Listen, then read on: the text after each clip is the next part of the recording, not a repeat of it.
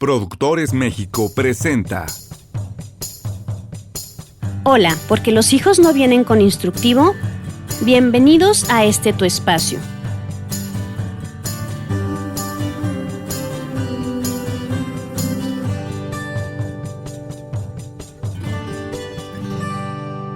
El día de hoy vamos a hablar sobre la posibilidad de que nosotros tomemos las crisis familiares como una oportunidad de crecimiento.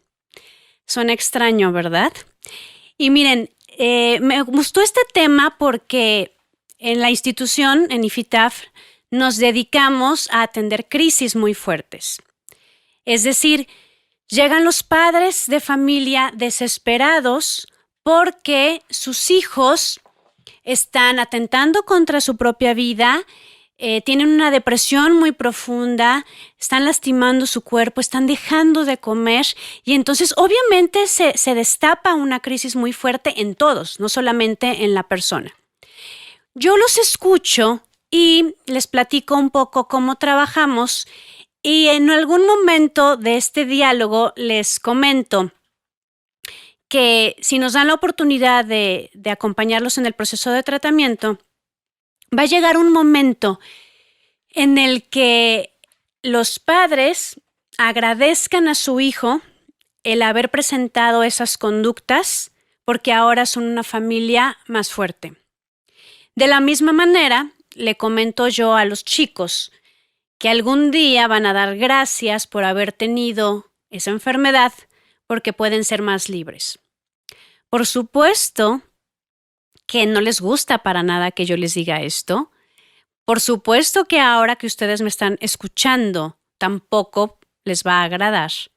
El que yo diga que una situación que pone en riesgo la vida de una persona pueda ser una oportunidad. Miren, todo depende de la concepción que tenemos nosotros de la palabra crisis. En nuestro país, pues vivimos con las crisis, ¿no? Todas las generaciones hemos vivido con las crisis, ya somos como inmunes a las crisis.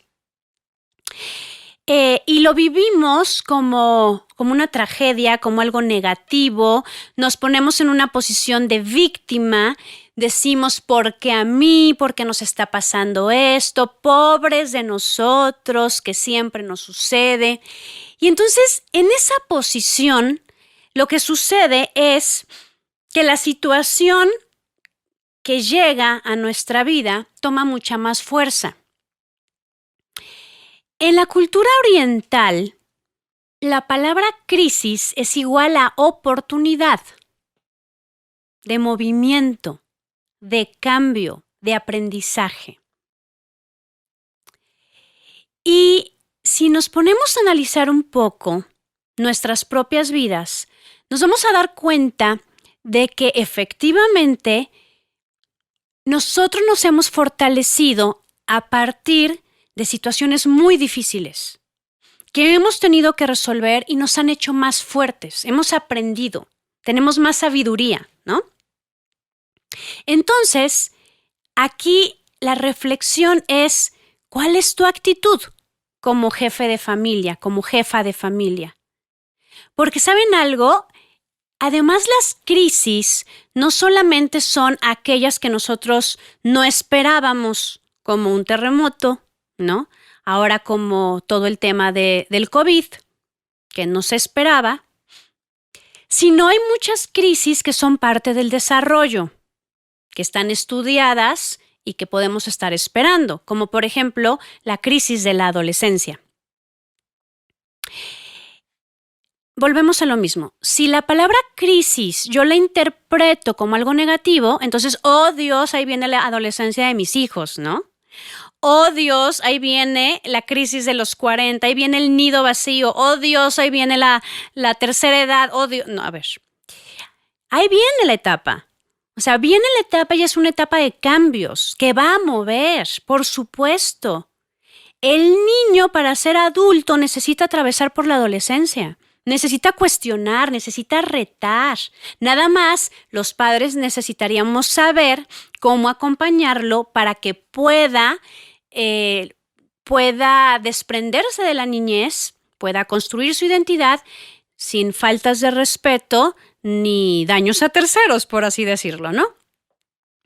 Entonces, si nosotros sabemos que vamos a vivir una crisis, nos preparamos. Si a nosotros nos llega una crisis inesperada, pedimos ayuda. Podemos ver de qué manera la afrontamos.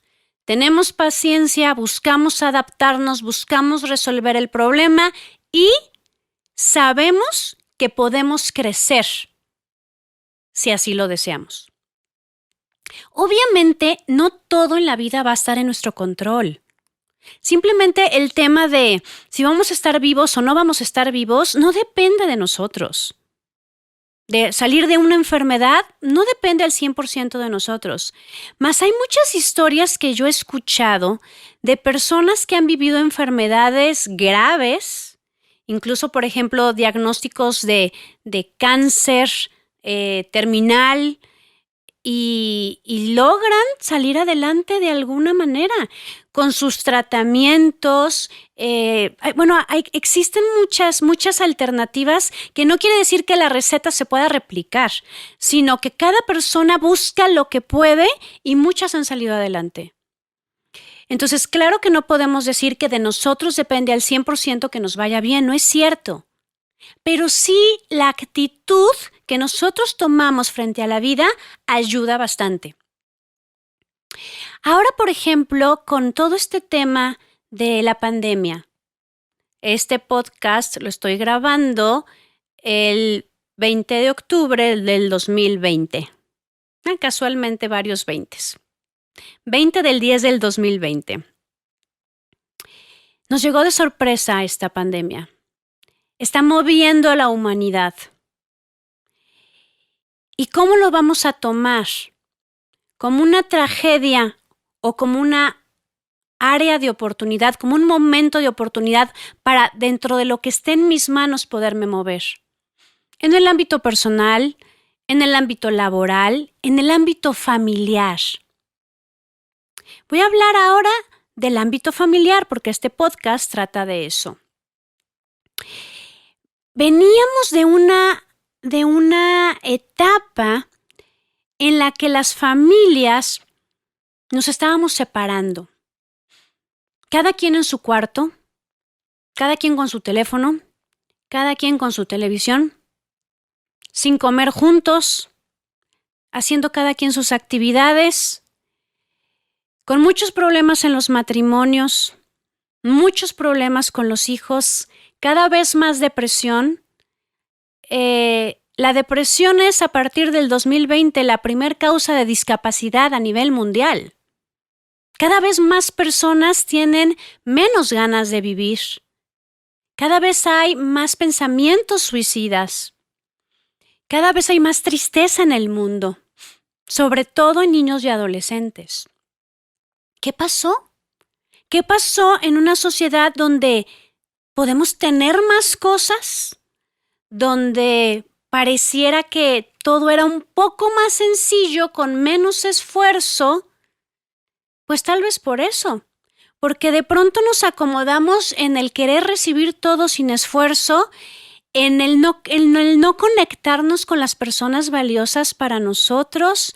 En muchas familias que yo atiendo, escuchando una demanda de los hijos del nuevo celular, tiene que ser el último, tienen que ser los tenis de X cantidad de dinero, todo lo material, tienen que ser viajes, tienen que ser carros, tienen que ser tantas cosas, y los abrazos, y la cercanía, y la visita con los abuelos, y el salir a andar en bicicleta, y el convivir con la gente se había quedado a un lado.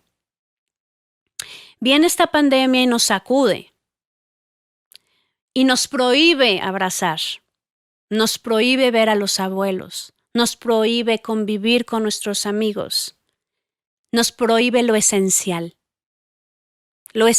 del contacto con el otro, nos prohíbe salir, pero también nos empieza a recordar que estamos vivos, que las personas que no hemos sido entubadas ni enterradas, estamos vivas y tenemos salud.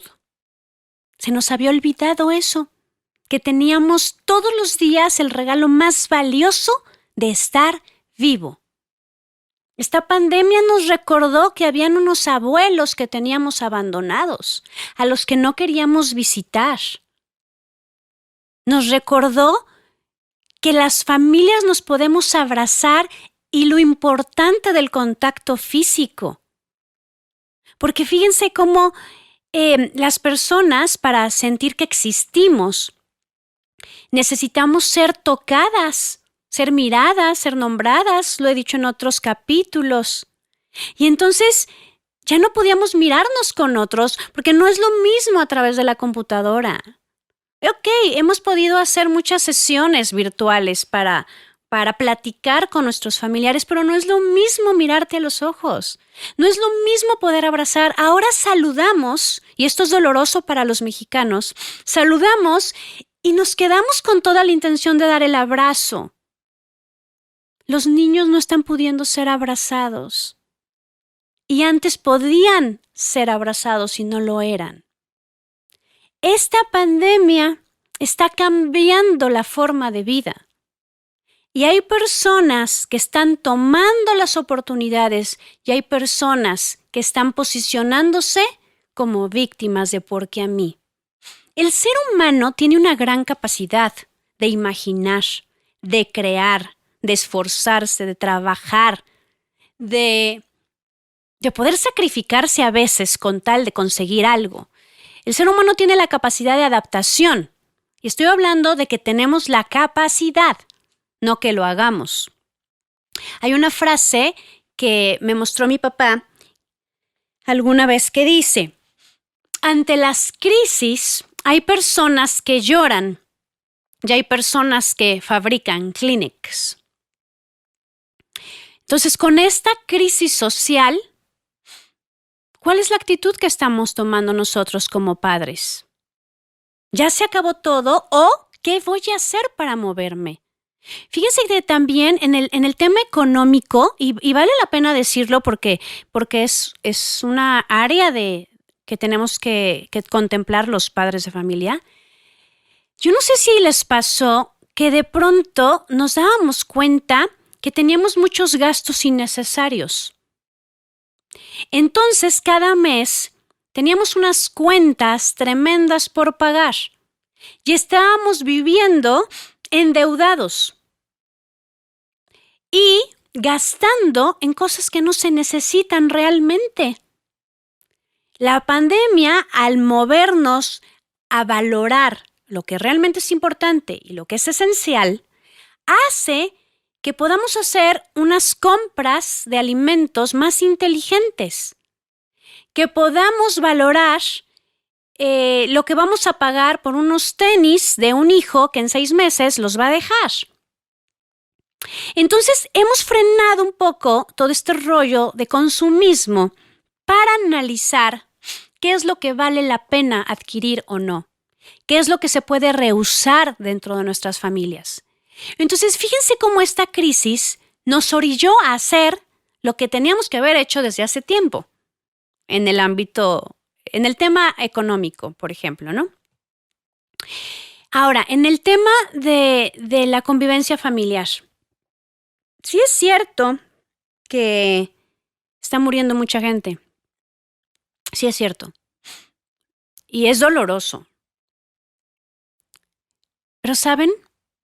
Antes de la pandemia yo decía, está muriendo mucha gente y es doloroso. La gente se está quitando la vida. Los adolescentes tienen en la cabeza más cercana a la muerte que nosotros a su edad hace muchos años. Para los adolescentes es una opción quitarse la vida. Si no tengo lo que quiero, si tengo una pérdida con la que no puedo, si no soporto este dolor, corto mi cuerpo o me quito la vida. No es un virus el que estaba quitando la vida. Eran las mismas personas las que estaban atentando contra su vida. Ok, no me voy a ir al extremo del suicidio, pero ¿qué serán? 15 años para acá, 15, 10 años para acá, el aumento de autolesiones en los adolescentes fue terrible. ¿Qué es eso de autolesiones? Cortarse el cuerpo. Chicos que se hacen 100 cortes en un brazo porque no toleran la frustración, no toleran no toleran el dolor. ¿Dónde está el acompañamiento de la sociedad para esos chicos? ¿Dónde está la mirada de los padres? ¿Dónde está el gran regalo de los límites para que aprendan a autorregularse? ¿Se dan cuenta cómo de pronto los papás de mi generación, los papás que somos de la generación X, soltamos tanto a nuestros hijos como si ellos se pudieran educar a sí mismos? Nos asustaron de que no podemos regañar, de que no podemos pegar, pero no supimos bien cómo hacer las cosas. Ahora los papás le pedimos permiso a los hijos y los hijos nos regañan a los padres y nos castigan. Entonces, los padres soltamos y los hijos no podían autorregularse. Y esta pandemia y este encierro nos ha mostrado nuestro gran error. Porque estamos teniendo en casa a nuestros hijos que necesitan tomar sus clases y no pueden tener autocontrol. No hay una autorregulación. Hay muchos problemas porque los hijos no han aprendido a obedecer. Porque no ha habido una estructura clara en nuestras casas. Podemos comer a la hora que queramos, donde queramos, lo que queramos. No hay horarios para los celulares, no hay horarios para las tecnologías, no hay horarios para dormir. No hay horarios, no hay una estructura. Entonces, ¿qué pasó en la casa cuando todos nos tuvimos que encerrar? Un caos, porque cada quien quiere hacer lo que quiera, porque no hay puntos de encuentro. Entonces, ¿no será también que podemos tomar esta pandemia como una oportunidad de reorganización social? Empezando por la familia, que nos demos cuenta cómo estamos nosotros educando a nuestros hijos, porque esos hijos de nuestras familias y de las otras familias son las personas que después empiezan a delinquir. Y no el nivel socioeconómico para esto. A mí me ha tocado atender a muchos adolescentes que cuando se salen de control han intentado aventar de las escaleras a sus padres. Les gritan malas palabras, les roban de sus carteras. O sea, esos son actos que brincan ya, transgreden una norma muy importante, ¿sí? Entonces, ahorita estamos en una crisis y estamos desesperados. Por eso ahorita hay tantos recursos en los medios digitales de asesoría para la formación de los padres. ¡Qué maravilla! Tomen el curso que más les convenga, el que vaya mejor con su filosofía de vida, pero es la oportunidad de reorganizar nuestras casas y decir, nos equivocamos, no era así. La autoridad soy yo. Estas son las reglas, estas son las consecuencias. Vivir en esta casa es una oportunidad. Que tú estudies es una oportunidad, no es un castigo. Es momento de que las cosas puedan ser distintas. La crisis mueve.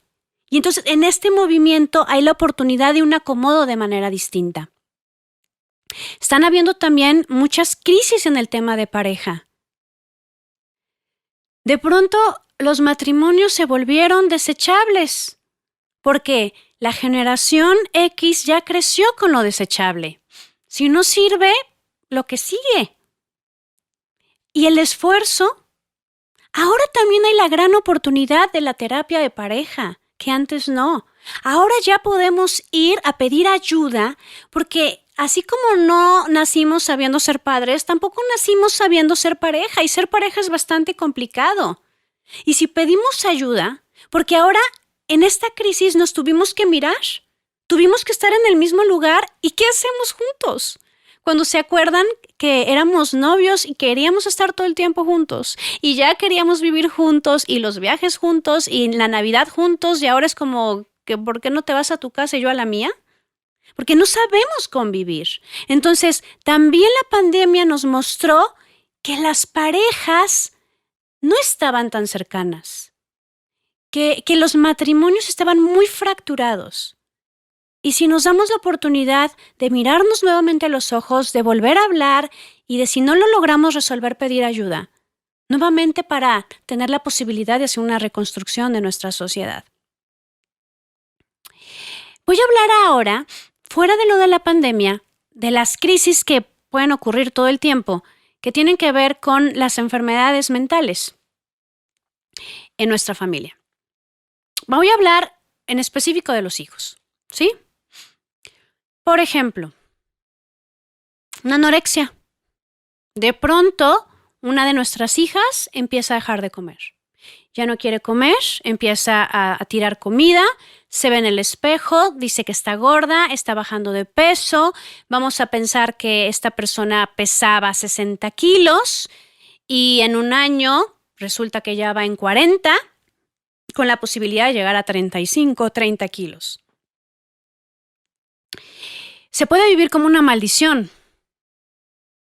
Los padres se pueden desesperar. Pueden decir ¿por qué? Hay una pregunta que no falla y es ¿qué hice mal? ¿En qué fallé como padre? ¿Por qué a nosotros? La pregunta va a cambiar y va a ser ¿para qué nos está pasando esto a nuestra familia? Cuando existe una problemática de las emociones, una enfermedad mental de las emociones, que hay que recordar que hay enfermedades físicas y enfermedades mentales, ¿sí? Entonces, físicas, todo mi cuerpo. Mentales es la parte física de la mente, porque finalmente es físico, que tiene que ver con sustancias químicas y que tiene que ver con el estado de ánimo. El estado de ánimo sí es cierto que está en el cerebro, pero hay otras cosas que no sabemos dónde están. Entonces vamos a llamarle también enfermedades emocionales. Nuestra familia es un sistema, ¿sí? Un sistema como pudiera ser nuestro cuerpo. Nuestro cuerpo es un conjunto de sistemas, ¿sí? Entonces, cuando yo tengo temperatura, la temperatura está avisando que hay algo que no está bien en mi cuerpo, en alguno de los sistemas. La resolución no va a consistir en que a la persona le demos paracetamol y la tengamos en la regadera todo el tiempo. Que sí es cierto que hay que bajar la fiebre, pero esa no es la solución. Cuando la fiebre no cede, hay que ver de qué se trata. Y entonces los médicos indagan en qué parte del cuerpo está el mal funcionamiento. Ok, familia. Somos un conjunto de personas interconectadas. Está el sistema familiar, luego está el subsistema de los padres y luego está el subsistema de los hijos. La familia nuclear. Pero esa familia nuclear también tiene dos familias de origen, la familia de origen del padre y la familia de origen de la madre. Cuando uno de los hijos empieza a desarrollar una enfermedad o empieza con conductas que son totalmente inapropiadas, hay que valorar de qué se trata. De una falla de la crianza, ¿no? Por no saber cómo educar bien. O porque ese chico está mostrando que hay algo que no está bien en el sistema. Es decir, esa personita va a ser muy sensible, va a estar observando lo que está pasando en casa y de manera inconsciente va a decir, mi mamá no está bien, mi papá no está bien, el matrimonio no está bien, aquí algo está pasando, aquí hay algún secreto, aquí hay algo que me ocultan, aquí hay algo que no va.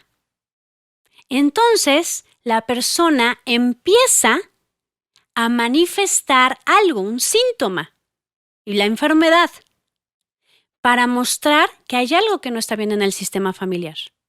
Así como también va a mostrar que hay algo que no está bien consigo mismo. Hay algo que se atoró, ¿sí? Hay un trauma. La persona no está pudiendo con su desarrollo, no sabemos. Entonces, ante esa crisis hay que hacer una valoración, pues, sistémica, por así decirlo, en la que vamos a checar si la enfermedad o lo que o la conducta tiene que ver con la persona, en qué parte de la persona está el atore y en la familia. Entonces, cuando algo sucede en casa, nos tenemos que preguntar, ¿para qué nos está sucediendo esto? Cuando nos lo preguntamos así e indagamos, podemos entonces resolver, podemos cambiar, podemos crecer. El asunto es que estamos acostumbrados a frustrarnos con la crisis y a enojarnos con la persona que tiene el síntoma. Entonces queremos agarrar a nuestro hijo y depositarlo con un terapeuta o con un psiquiatra para que nos lo arreglen. Eso ya no funciona, porque no es él. El hijo tiene mucho que ver con nosotros. Les pido que escuchen el capítulo de Si yo estoy bien, mis hijos también. O sea, mi hijo a veces va a tener cierta acción como una respuesta a cómo estamos los padres. Entonces, no se vale que ante una situación que les pase a ellos, como en este ejemplo de la anorexia, yo me voy a enojar porque no come. Yo me voy a enojar porque dice que está gorda. Yo me voy a enojar porque anda de genio. Como si me estuviera haciendo algo a mí. No. O sea, no es que te quiera hacer algo a ti, papá. O sea, lo que quiere es decir, ¡hey! O sea, existo. Hay algo que me está pasando. ¡Hey! Hay algo que no está bien en la familia. Pidamos ayuda. A mí me gusta hacer mucho una metáfora con la película de Mary Poppins. De la siguiente manera. Hay una casa en Londres donde hay un papá trabajando todo el tiempo, pensando en el dinero y en el éxito profesional. Hay una mamá haciendo labor social todo el tiempo por el bien de las mujeres y la comunidad. Hay 2 pequeños solos en su casa. Ok, a cargo de sus nanas, me parece bastante bien. Pero son niños que quieren a sus papás. Entonces, hay una convocatoria para niñeras. Y llega Mary Poppins, y Mary Poppins no pide permiso, entra a la casa. Entra a la casa, se impone y llega a poner orden. No pregunta, llega a poner orden. Algo así son las enfermedades emocionales y de la mente. Llegan, se instalan para poner orden, para hablar de lo que está pasando, para que alguien escuche. Utilizando la misma película, yo le platico a los papás que cuando llegan a la institución, entonces, en mi carácter de directora me toca hacer Mary Poppins también. Llego a hacer lo que tengo que hacer en la familia, a poner orden, a decir lo que no va funcionando, para que se pueda encontrar lo que necesita la familia. En la película de Mary Poppins, los niños necesitaban a sus papás, pero los papás también necesitaban de sus hijos. ¿Sí se acuerdan cómo el papá, cuando se da cuenta de esto, empieza a aventar el dinero y ya le avienta el dinero incluso al dueño del banco y empieza a cantar y empieza a bailar con sus hijos? Porque el padre recuerda que además de proveedor, además de un personaje muy exitoso en el ámbito profesional, es una persona que había dejado de sonreír. Necesitamos aprovechar las oportunidades de las crisis para hacer un alto. ¿Sí se fijan? Las crisis nos ayudan a hacer un alto. Alto. ¿Qué estás haciendo con tu vida? ¿Estás viviendo de una manera equilibrada? ¿Estás cumpliendo con lo que te habías propuesto? ¿Estás amando a tus seres queridos? ¿Estás cerca de ellos? ¿Cómo te estás alimentando? Si no existieran las crisis, no haríamos el alto. El día de hoy, yo les pregunto a ustedes, papás, ¿las crisis que han vivido, las han podido escuchar o solamente se han enojado con ellas? ¿Han podido reflexionar en cómo están ustedes como personas, cómo están ustedes como matrimonio, cómo están ustedes como familia, cómo estamos como sociedad? ¿Se fijan cómo de la persona me voy a la sociedad, de la familia nos vamos a la sociedad? Hagamos un ejercicio reflexivo. ¿Cómo he educado a mis hijos? ¿Conozco su alma? ¿He podido mirar su alma? ¿Sé de quién están enamorados? ¿Sé cuáles son las heridas de su corazón? ¿Conozco sus sueños? ¿Los estoy ayudando a que alcancen sus sueños? ¿Saben mis hijos cuál es mi canción favorita? ¿Conocen de mi historia y les he platicado de qué me hizo ser más fuerte? ¿Me siento contento con lo que estoy haciendo? ¿Me he encontrado con mis padres? ¿He escuchado sus consejos? ¿He acercado a mis hijos con sus abuelos para que conozcan de dónde vienen? Estas y muchas preguntas más tendríamos que hacernos en momentos como este. Y para terminar el episodio, solamente quiero volver a hacer énfasis en algo que me parece muy importante. Las situaciones difíciles nos dejan cosas buenas. Todo nos deja algo bueno. Nos pasan las cosas cuando estamos preparados de alguna manera para vivirlo. Nos pasan para crecer. Muchas veces no lo entendemos cuando nos está sucediendo algo. En el momento podemos enojarnos con Dios, con la vida. Podemos reclamar que nos esté pasando algo. Pero la realidad es que tiempo después lo entendemos. La vida es muy compleja. Nadie va a poder definirla. Está llena de sorpresas, llena de misterios. Lo que tenemos es el presente. Lo que tenemos es nuestra vida. Lo que tenemos son los elementos que están cercanos a nosotros. Lo que tenemos es nuestra familia. ¿Qué queremos hacer con eso? ¿Cómo queremos tomar las vivencias? Y es un tema de actitud. Entonces, ¿cómo quieres ver las crisis? ¿Como una maldición o como una oportunidad? ¿Cómo quieres vivirte ante la vida? ¿Como una víctima o como alguien que resuelve? Porque aquí, papá, también está una gran enseñanza para nuestros hijos. Y no es de lo que nosotros hagamos, por ejemplo, en un tema de disciplina con ellos. No es en lo que hagamos en un sermón. Es lo que ellos están observando todo el tiempo.